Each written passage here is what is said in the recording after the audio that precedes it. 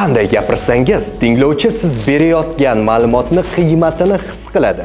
Buning uchun nutqingizni arzonlashtiradigan top 3 ta narsadan voz kechishingiz kerak. Birinchisi bu endi shunaqa bu gapingizga kabi ma'nosiz jumlalar. Aynan ularda ma'no bo'lmaganligi uchun siz gapingizda ortiqcha bo'shliqni paydo qilasiz va bu bo'shliq nutqingizni arzon ko'rsatadi, chunki bu so'zlarda bog'lashdan boshqa hech qanday ma'no, mantiq yo'q. Ikkinchisi bu parazit ohanglar. Kabi ohanglar nutqingizni arzon ko'rsatadi.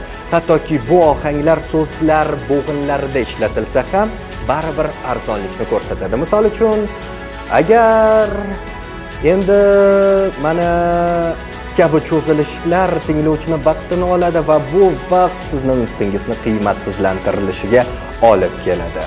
Uchinchisi esa ortiqcha chet so'zlarini ishlatish. Agarda qaysidir nutqingizda toza o'zbek tilida gapirayotgan bo'lsangiz, to'liq fikringizni o'zbek tilida ifodalang. Pali-bomu sizga addushi gapiryapman degan iboralardan foydalanishga hojat yo'q. Ular faqatgina nutqingizni arzonroq ko'rinishiga sabab bo'ladi. Nutqlikning eng zo'r bepul tavsiyalarini o'tkazib yubormaslik uchun hoziroq obuna bo'ling.